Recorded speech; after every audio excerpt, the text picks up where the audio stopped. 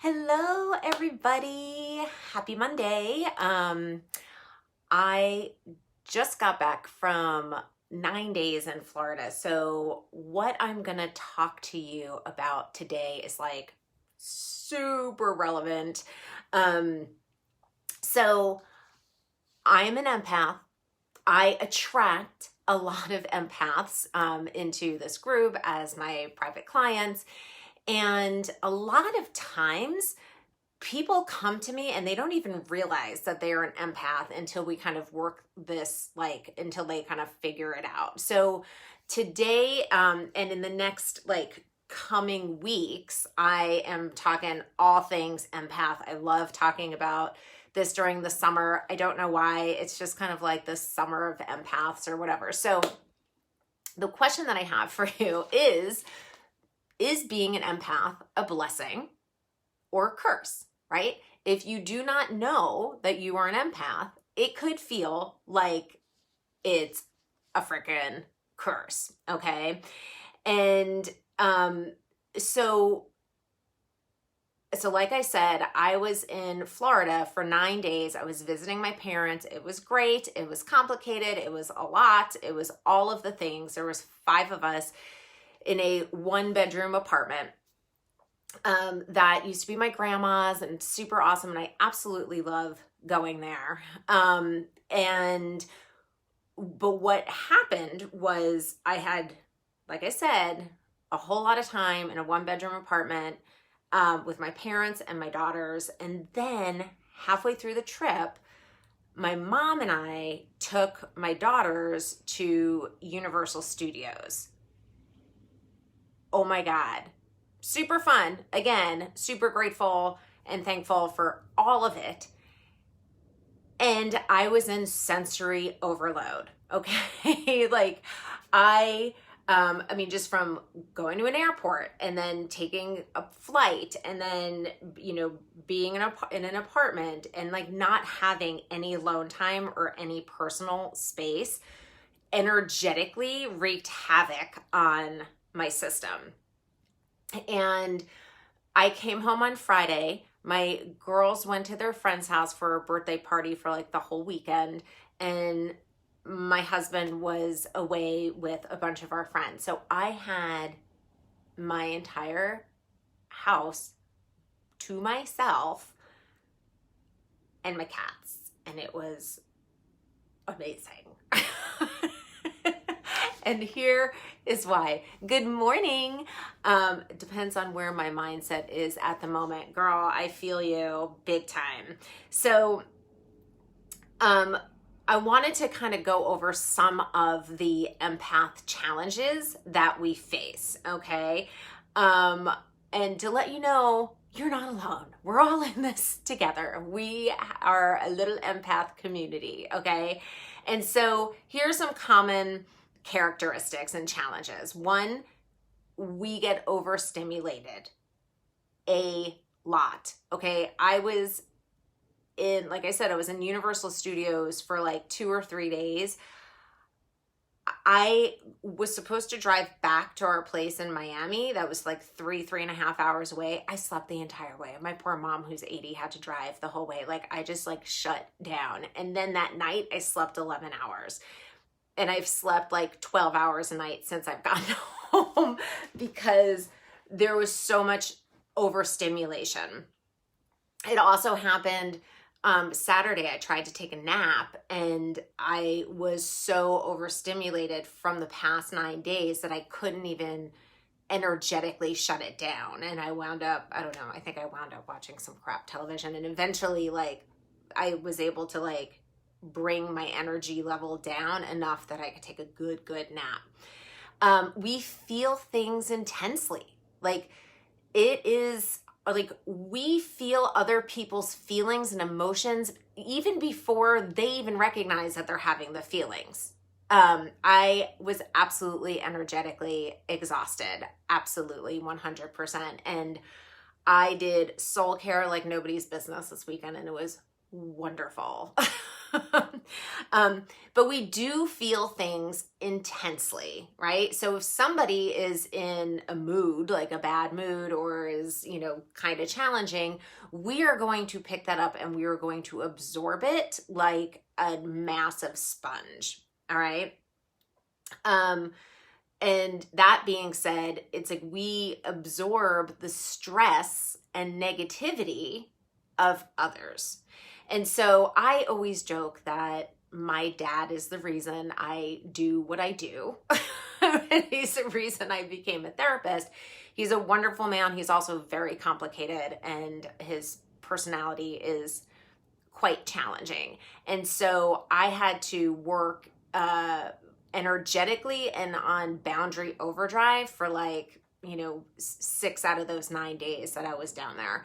And so we pick up this, and we also pick up the good things. We pick up the love. We could pick up the happiness, the joy, the contentedness. We pick up all of the feelings. It's not just the negative ones. We get emotional hangovers. I kind of think I had a major emotional hangover also this weekend, which is why I just did so much rest and soul care. But when we're feeling things, especially when we're going through something big and challenging and we're like in our emotions and feelings, we have that good cry or whatever, however we need to express that feeling. And then we get an emotional hangover. Like we're literally like, oh my God, it feels like we are like getting wrung out, like a wet towel, when you wring it out. Like that's literally how I know I feel after I have my good cry, but that is literally an emotional hangover. Yes, we do. We absolutely feel all of the feelings. Every little spectrum of them, right? We are what is called an HSP. That is a highly sensitive person. So not only do we have this gift of picking up other people's feelings, we also have the gift of, some people, I don't, but some people, and I would love to hear from you if you do, so drop it in the chat, that I would, there are people who pick up physical and medical ailments in another person. And so a lot of times they're called medical intuitives, but if you are one, you could be like, okay, that person totally has like something going, like an ulcer in their stomach or whatever, so you could pick things up physically and medically as well. But a highly sensitive person is somebody who's highly sensitive, right? So we are sensitive to sound. So if there is somebody eating a banana, say, which is one of the things that drives me nuts,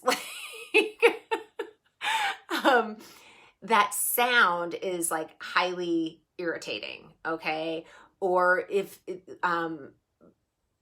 even loud noises, like I was saying, like just being in Universal, not only the crowds, but like the loudness and like the sounds and like the sights, everything was overstimulating. So somebody like an average person could probably be there and be like, oh, that was cool, and kind of maybe a little overstimulated. And it's like from like 0 to 100, they're at 100. We as empaths would be at like 1,000. And so we're sensitive to sound, to light, to smell. Like, oh my God, I'm sensitive to smell, but when I was pregnant with my kids, like I smelled everything. Like the joke was that like, I was like, my husband came home from work and he smelled like onions. I was like, did you eat like an entire onion for lunch? And he's like, I had like maybe 3 pieces on my sandwich. And I was like, oh, So smell, taste, touch, like we love to be in comfortable clothes. Like I like to get dressed up every once in a while, but like if that is not even like nice clothes, if it's not comfortable, I ain't wearing it. Like I'll suffer in a good pair of heels for a couple of hours, and even then I'll have like my Birkenstocks in my purse or something. Because we like to be comfortable, because even touch is highly sensitive. And temperature. So we are very sensitive to temperature. as well. I became more sensitive to light after my stroke. I believe it. And I would love to hear from you is have you found that after your stroke, you've gotten more sensitive to the other senses as well as energetically? Because I would imagine that might happen. So I'd love to hear from you on that. And we get emotionally burnt out. And then what happens is we're taking on everybody's stuff and energy that we get burnt out a lot. And I'll go into this next week when I talk about, like, if you guys are you're in your right career and all that kind of stuff, and what the best career paths are for empaths. But a lot of us are in the helping professions, whether that's a therapist or a healer or, a physical therapist or whatever, but we are givers. And when that happens, we have a tendency to get burnt out. And another challenge is that oftentimes, which is why I love this community, because there's a bunch of us in here, we have a tendency to feel isolated and lonely because of the depth of our feelings. And we have this, we think that nobody understands us because we're just like these major feelers. So when you're not aware that you are an empath and that you're not aware of all of the things that, like, energetically what's coming at you, it could really affect our emotional health and our physical health. So a lot of times, empaths could have chronic fatigue or adrenal fatigue or any sort of autoimmune disorder. We're also prone to, like, anxiety and depression and panic attacks and seasonal affective disorder. So this is why soul care is so important, because we have to create time for ourselves. Sights and smells throw me off. Oh my God. Yeah. I have also had to cross streets because of music or conversations or smells. Absolutely. I'm just going to remove myself from this entire environment. And so, this is why soul care is so very important, because we have to, whether you're an empath or not, you have to create a time for yourself to be alone, so you could build a relationship with yourself, okay? And when we are alone, we are recharging that empath energetic battery, if you will. And so this morning I sat, I had my coffee, I journaled, I meditated, I pulled a goddess card, and I just got myself back into my routine, because while I did a lot of that, I was off of my routine. And so it was just so nurturing to my soul to be able to get back to that routine. And after this, I'm actually going to exercise. So that's my fourth thing that I do every day, so I could give people the best of me instead of what's left of me. So that is all for today, my friends. You've been in hermit mode since Thursday, no TV until after. Oh, yeah, no. Thank you for mentioning the no news, Tiffany, because talk about an energy drain, because we have to become aware of what we were taking in, because again, the subconscious mind is a sponge, okay? And so you might be consciously listening to this right now, but there might be some news feed going on in the background or whatever. And so if you are I don't know, maybe not doing this is not a great example, but if you're cleaning the house and you have the news on in the background, that, the news is actually just seeping into your subconscious mind, right? And so there's this awareness that has to come where you're going, okay, like I just have headlines on my phone pop up. And that's really kind of all I read, unless there's something that I really want to learn more about.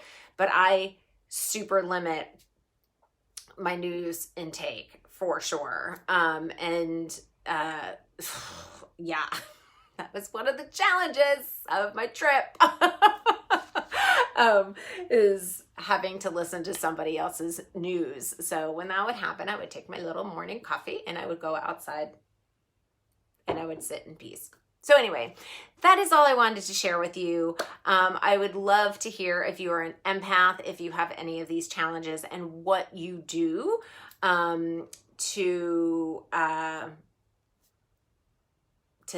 do soul care to help you out. All right, I will see you all next week. Mwah. Bye.